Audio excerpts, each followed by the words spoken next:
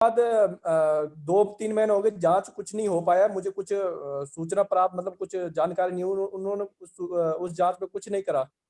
उसके बाद मैंने डीएम पे आवेदन, सूचना का अधिकार अधिनियम के तहत उन पे आवेदन किया कि भाई मेरे मेरे जो पत्र में दिनांक इतने तारीख को आपको दिया गया, उस पे क्या कार्रवाई की गई, कितने दिन में कार्रवाई होनी चाहिए थी, ये सारी सारी सूचना मैंने उनसे मांगी जो डीएम कार्यालय से थे संबंधित।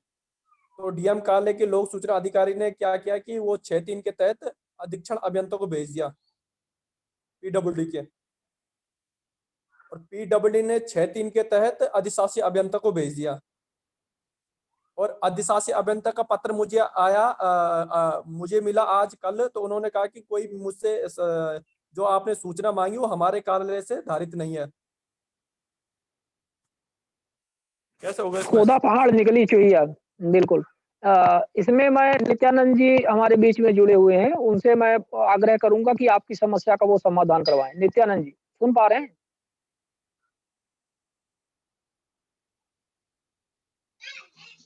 नित्यानंद जी, हाँ हाँ बताएं। हमारे पार्टिसिपेंट्स आपका मार्गदर्शन चाह रहे हैं, आप अपना वीडियो ऑन कीजिए मिश्रा जी। क्या आप सब इनका फिर से रिपीट कर दें एक बार अपना? मिश्रा जी, मैंने हाँ एक आवेदन, एक कई भ्रष्टाचार निकला था आरटीआई में, मैंने शिकायत डीएम साहब से की थी। तो डीएम साहब एक 1.5 महीने बाद मैंने उन पर आरटीआई लगाई कि भाई मैंने आपसे पत्रांक संख्या इतने 102 को मैंने आपको जमा करवाया, तो उस पर क्या कार्रवाई की गई थी, कितने दिनों में कार्रवाई होनी चाहिए थी, और किस किस को आपने पत्र भेजा, संबंधित मैंने सूचना मांगी जो उस कार्यालय से। और वहाँ के लोक सूचना अधिकारी ने क्या किया कि 6-3 के तहत अधीक्षण अभियंता लोक निर्माण विभाग उत्तरकाशी को भेज दिया। और लोक सूचना अधिकारी अधीक्षण अभियंता ने क्या किया कि 6-3 के तहत अधिशासी अभियंता पीडब्ल्यूडी को भेज दिया। और पीडब्ल्यूडी का मुझे जवाब आया कि भाई ये सारी सूचना धारित हमारे कार्यालय से धारित नहीं है। इसकी अपील करिए, उस विषय पे अपील करिए। तो आप प्रथम अपील दायर करिए उस पे। अपील तो मैं डीएम साहब के उस पे करूंगा ना, हाँ जहाँ हाँ, मैंने वहीं पे करना आवेदन पड़ेगा। किया, क्योंकि वहाँ के जहाँ आपने लोक सूचना जहाँ अधिकारी पे ने जानबूझ के भ्रामक में डालने के लिए 6 दिन के तहत गलत जगह भेजा है। भाई, हाँ अगर हाँ आपने सही बात। शिकायत डीएम के यहाँ पे की है तो कार्रवाई क्या हुई है डीएम का कार्यालय ही ना बताएगा। हाँ बिल्कुल बिल्कुल बिल्कुल। हमने ये पूछा है आपने कि मेरे आवेदन पे आपने क्या कार्रवाई की, तो हाँ, भले बस उन्होंने आपके आवेदन को मार्ग करके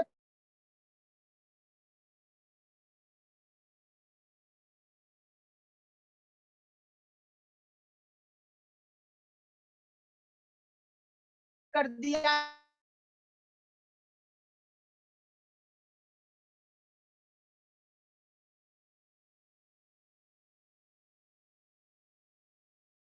बहुत मत होइए, हम लोग सुन रहे हैं आपका, देख लीजिए। मैंने मांगा था दिनांक 10/11/2020 को जिलाधिकारी महोदय को दी गई शिकायत पत्रांक संख्या 102 दिक्तोल पंचाणगा मोटर मार्ग में अब तक की गई कार्रवाई का पूर्ण विवरण दे। नियम और कानून के अनुसार कितने समय में उपरोक्त शिकायत का हल हो जाना चाहिए था तथा जांच टीम कितने दिनों बाद बैठनी चाहिए थी।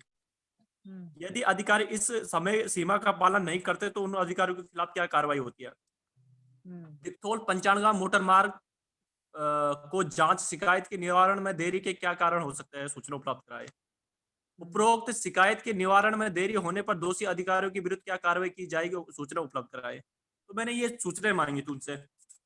देखिए, कुछ सूचनाएं तो आपकी हाइपोथेटिकल है, उसको वो डिनाई भी कर सकते हैं, लेकिन आपने जो पहली सूचना मांगी है कि मेरे आवेदन पे अभी तक क्या कार्रवाई हुई है, वह जानकारी डीएम कार्यालय को उपलब्ध करानी पड़ेगी। आप उसकी अपील फाइल करिए। प्रथम अपील है, क्योंकि ये सारी सूचनाएं तो डीएम कार्यालय से धारित है ना, ये तो सारी हाँ डीएम। हाँ, डीएम कार्यालय में ही प्रथम अपील करिए। संभवतः किसी एसडीएम को उन्होंने लोक सूचना अधिकारी बना रखा होगा और कलेक्टर। लोक सूचना अधिकारी उन्होंने अपना प्रशासनिक अधिकारी बना रखा। हाँ हाँ, मैं समझ गया। और अपीली अधिकारी किसको बनाया, स्वयं है कि कोई दूसरा अधिकारी बना दिया है उसको भी? अपीली अधिकारी कौन है वहां पे? शायद अंकित जी नहीं सुन पा रहे हैं मेरी आवाज। शिवानंद जी, आवाज आ रही मेरी? जी आ रही है। हाँ, आपकी आवाज आ रही है मिश्रा जी, हमें लगता है अंकित जी आगे सर, आगे आगे थोड़ा हाँ। मेरा नेट खत्म हो गया तो थोड़ा दूसरी सिम में मैंने कनेक्ट करा। हाँ हाँ, आप इसकी अपील फाइल कर दीजिए, आप डीएम कार्यालय में ही अपील फाइल कर दीजिए। अब मैं एक दूसरी जानकारी आपसे लेना चाह रहा हूँ। मैं प्रथम अपील की सुनवाई में नहीं जाना चाह रहा हूँ, तो मैं क्या लिखूं उसमें कि भाई उसमें मैं लिख दीजिए कि बाद के तथ्यों के आधार पे, मेरी अपील में लिखित तथ्यों के आधार पे मेरे मामले का निराकरण करने का कष्ट करें। चलो ठीक। बस इतना लिखें, कोई दिक्कत नमस्कार सर। नहीं। हाँ बोलिए। Sir hello. हाँ नमस्कार। हेलो। हाँ नमस्कार हाँ सर, पूछिए मैं पूछिए। हरियाणा से बोल रहा हूँ, खटक सिंह। सर मैं ये जानना चाह रहा, सर मैंने एक निरीक्षण के लिए आवेदन किया था जन स्वास्थ्य विभाग रेवाड़ी में, तो उन्होंने मुझे निरीक्षण नहीं कराया। जब मैंने दोबारा प्रथम अपील की तो उन्होंने कहा आप आके कभी भी निरीक्षण कर ले, लेकिन निरीक्षण करने के समय ना तो फोटो खींचने देंगे ना ही वीडियो बनाने देंगे आपको, और निरीक्षण के ऐसा समय उन्होंने कोई लिखित में अधिकारी भी दिया नहीं है? रहेगा। बोला हमारा ये है, आप ऑफिस है। नहीं सर, लिखित में तो नहीं दिया उन्होंने, ऐसा लिखित में नहीं और दिया ना ही कोई उन्होंने। वहां अधिक। जब मैं निरीक्षण के लिए वहां पे गया तो सर, मैं निरीक्षण के लिए जब वहां पे गया तो कोई भी नहीं था वहां, एक सिर्फ 4th क्लास था। उसने दिखा दिया कि ये हमारा ऑफिस है, यहाँ पे रिकॉर्ड रहता है, यहाँ बिल भरा जाता है, ऐसे। इसकी आप शिकायत करिए, सूचना आयोग तो में मैंने शिकायत उनसे, करिए। अच्छा, उनको तो समुचित सर मैं इसका ये अधिकारी के जानना चाह साथ रहा था कि आपको जांच निरीक्षण कराना के चाहिए। समय, हाँ सर मैं यही पूछना चाह रहा था कि निरीक्षण के समय कोई अधिकारी उपस्थित होना जरूरी है उनका? नहीं, अधिकारी नहीं, पर जो कर्मचारी सारी चीजों से अवगत हो, जो आपको सब चीजें बता सके। उस पे जो एक्ट में लिखा हुआ है उसमें कोई अधिकारी के लिए नहीं लिखा है, लेकिन पब्लिक सर्वेंट होना चाहिए।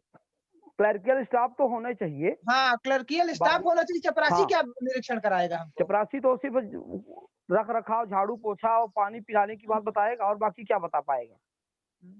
कोई जो क्लर्कियल स्टाफ होगा। क्लर्कियल स्टाफ कम से कम रहे। एक्ट में प्रोविजन जो है, एक्ट में लिखा है पब्लिक सर्वेंट होना चाहिए, लेकिन सर्वेंट का मतलब ये नहीं कि अब आप चपरासी से करवाओ, उस पे भी हाँ हाँ। कम से कम क्लर्कियल स्टाफ होना चाहिए। आप इसकी शिकायत करिए। अच्छा, इस तरह के मामलों में मैं बार-बार कहता हूं कि जब भी 2J की एप्लीकेशन पे हम लोग निरीक्षण करने जाएं, तो कई लोग साथ में जाएं। इसका हमेशा ख्याल रखें कि कई लोग जाएं, मीडिया को भी साथ में ले जाने का प्रयास करें, रिकॉर्डिंग करें। ये सारी चीजें हम लोगों को वहां पे करनी चाहिए। अगर वो रिकॉर्डिंग से मना कर रहा था तो उसकी भी रिकॉर्डिंग हमारे पास होनी चाहिए कि देखिए ये हमको रिकॉर्डिंग और फोटो खींचने से मना कर रहे हैं। शिवानंद जी, बिल्कुल। इस पे नहीं नहीं, बिल्कुल आपने उचित सर बात जो कही है, और अपन दस्तावेज है अपन वो, हमेशा इस बात को मानते हैं। इसकी आप सूचना आयोग में शिकायत करिए कि इस तरह उन्होंने। एक सर मैंने, ठीक है सर, मैं इसकी द्वितीय अपील हाँ? कर रखी है वैसे मैंने इसकी। एक सर मैंने सैंपल मांगा था जन स्वास्थ्य विभाग से, जो पानी पीने के लिए जो मेरे गांव में सप्लाई की जा रही है, तो उन्होंने कहा कि आपके गांव में जो सप्लाई आती है तो उससे आप भर लीजिए। तो खुद वहां से नहीं सैंपल नहीं, देने ऐसा कोई नहीं आया। फिर मैंने प्रथम अपील की, तो प्रथम अपील के बाद वो नियम प्रथम विरुद्ध है, अपील के बाद और सर उन्होंने उसकी मेरे को एक लेटर भेजा। एक जो मैंने प्रथम अपील की थी सर जो उसकी, एक तो प्रथम अपील पे उन्होंने मेरे पास लेटर भेजा कि हमारा जो फोरमैन है वो आपको सैंपल देगा। फोरमैन आया, फोरमैन ने मोटर चला के बोतल में पानी डाल दिया, और उसने ना तो उस पे कोई सील लगाई, ना ही कोई मुझे लिखित में दिया। तो इसके लिए मुझे क्या करना चाहिए सर? इसकी भी आप शिकायत करिए सूचना आयोग में, तो बिल्कुल अपील करिए, धारा 18 की शिकायत करिए। भाई उस पानी के बोतल के पानी का कोई प्रमाण ही नहीं है कहाँ का पानी है। और यदि वो आपको ये लिखित दिया हो कि आपके यहाँ नल में पानी आता है, आप भर लें, तो आप देखिए उसकी है क्या, शिकायत करें। सूचना का अधिकार अधिनियम का सेक्शन 2J का पार्ट 3 कहता है, taking certified samples of material, सामग्री के प्रमाणित नमूना लेने का अधिकार भी आपको है। आपको अपने टीआई आवेदन में भी इस बात का जिक्र करना था कि मुझे पानी का प्रमाणित नमूना चाहिए, सैंपल लेना है। मैंने लिखा था सर, मैंने लिखा था सर तो कि ये उसको गलत सील किया बंद है। करके और हस्ताक्षर करके दिया जाए। हाँ, ये तो 2J सर ये कैसे पार्ट देंगे 3 मुझे में है। सैंपल? आपको सैंपल का प्रमाणित नमूना लेने का अधिकार है। अगर उन्होंने आपको प्रमाणित नमूना नहीं दिया है तो ये सूचना के अधिकार अधिनियम का उल्लंघन है। आप इसकी अपील या कि आप आयोग में इसकी शिकायत करिए, दोनों चीजें करिए आप। और उसमें इस बात का जिक्र करिएगा, धारा 18 के तहत शिकायत करो। हाँ, धारा 18 के तहत शिकायत करिए और अपील भी करिए इसकी। और उसमें ये जिक्र करिएगा कि 2J3 के तहत मुझको सामग्री के प्रमाणित नमूने लेने का अधिकार है। जो सूचना का अधिकार अधिनियम है उसमें सेक्शन 2 परिभाषाएं बताता है, उसमें 2J में है कि क्या है सूचना का अधिकार। उसमें पार्ट 3 कहता है कि आपको सामग्री के प्रमाणित नमूने लेने का अधिकार है। तो हमने ये बताइएगा कि हमने इसके तहत आवेदन किया था और हमने प्रमाणित नमूना मांगा था। इन्होंने मुझे प्रमाणित नमूना नहीं दिया है, वो एक्ट का उल्लंघन है। ठीक है सर, थैंक यू सर। एक सर मेरा क्वेश्चन और था, मैंने एक डीसी उपायुक्त कार्यालय को एक आवेदन देकर जानकारी मांगी थी, जिसका उसने मुझे कोई जवाब नहीं दिया। मैंने प्रथम अपील की, तब भी उन्होंने कोई जवाब नहीं दिया। द्वितीय अपील में राज्य सूचना आयोग ने कहा कि इसको 2 महीने के अंदर जवाब दिया जाए, लेकिन उन्होंने मुझे कोई जवाब नहीं दिया। मैंने रिमाइंडर लिखा राज्य सूचना आयोग को, तो उन्होंने उनको भी दोबारा रिमाइंडर लिख दिया कि भाई इनको जवाब देकर कंप्लेंट्स रिपोर्ट दी जाए। ऐसे 2 बार रिमाइंडर भी दे चुका हूँ, लेकिन अभी तक मुझे जवाब नहीं मिला है। तो मुझे क्या करना चाहिए आगे सर? अब ये तो देखिए कहीं ना कहीं सूचना आयोग की कमजोरी है। नहीं, धारा 18 में वो जुर्माना लगा सकते हैं अगर उनके आदेश का परिपालन नहीं किया जा रहा है। और अगर इसके बाद भी नहीं देते तो फिर आप हाई कोर्ट आ सकते हैं, हाई कोर्ट जा सकते हैं कि साहब सूचना आयोग के निर्देशों के उपरांत भी, आदेश के उपरांत भी मुझे किसी भी प्रकार की जानकारी अभी तक उपलब्ध नहीं कराई गई है, तो इनको निर्देशित किया जाए कि हमको इस एक्ट के परिपालन में समुचित जानकारी उपलब्ध कराई जाए। तो सर इसके तहत मैं धारा 18 के तहत अपील भी कर सकता हूँ राज्य सूचना आयोग को दोबारा से?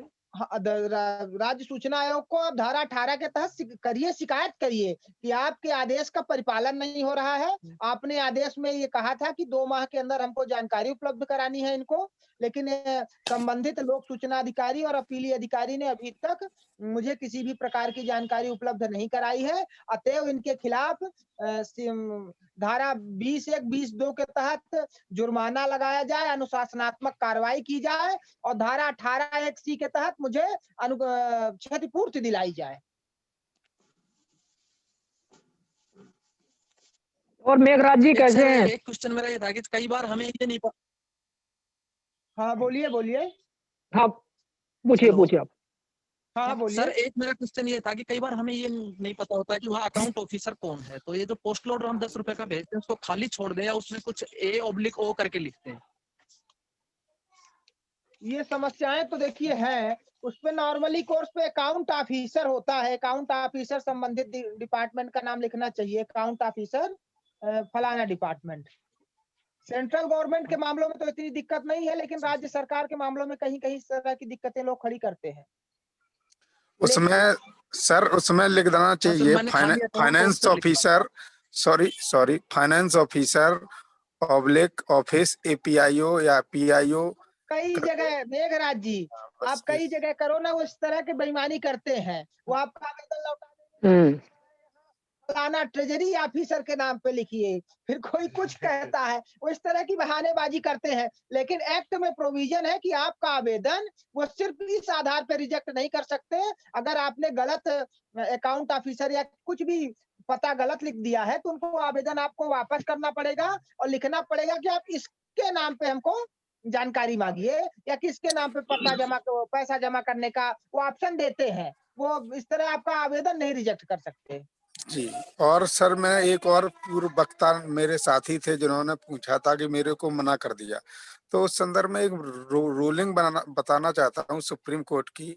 सचिव सूचना प्रसारण मंत्रालय भारत सरकार बनाम बंगाल क्रिकेट एसोसिएशन 1995 का 2 SSC 161 की रूलिंग है, जो कि प्रत्येक व्यक्ति को अभिव्यक्ति की आजादी के तहत संसूचना प्राप्त करना और उसकी ब्रॉडकास्टिंग करना, मतलब सूचना लेना और उसका हम प्रसारण कर सकते हैं जिस तरह से मीडिया करती है।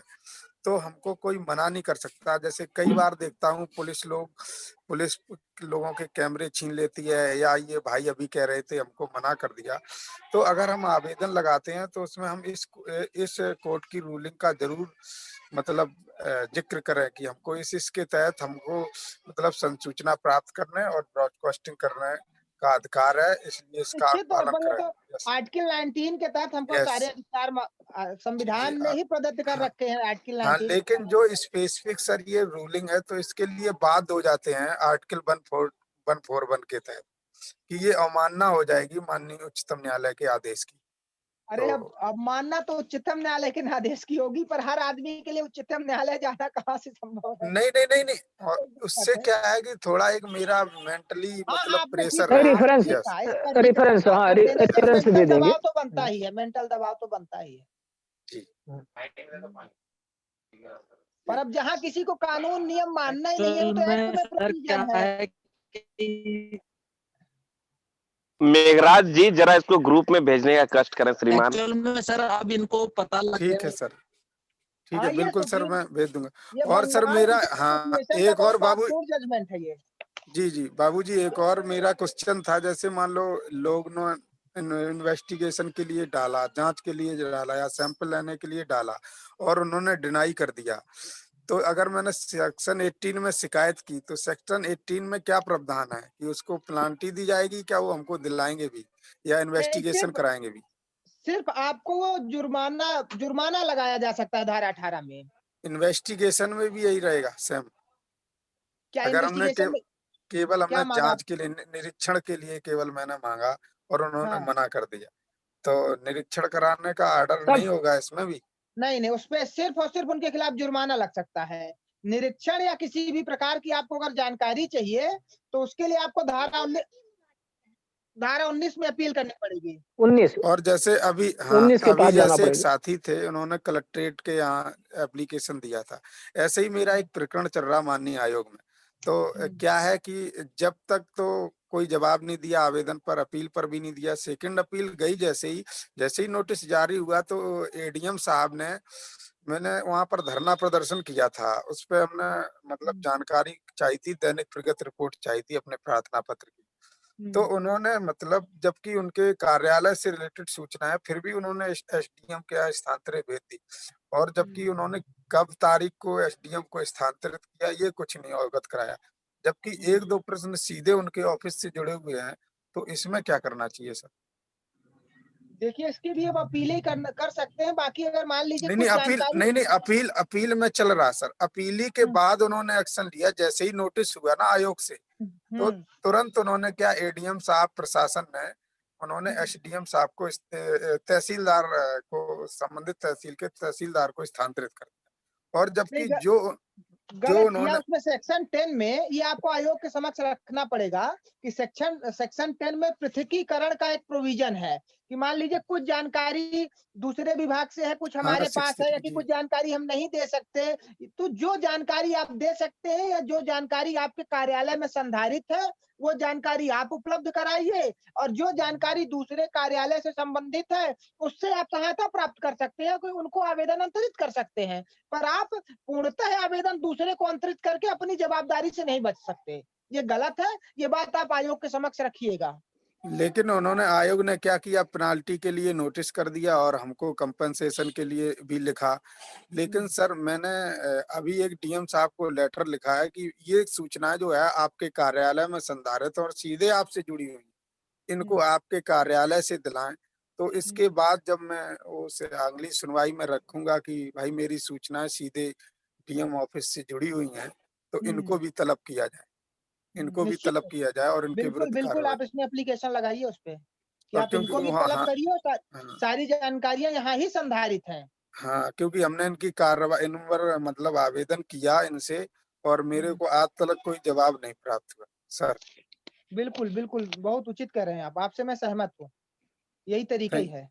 Thank you sir. एक मेरा सवाल था सर जी। सर जी मैंने जिला परिषद में आवेदन लगवाया,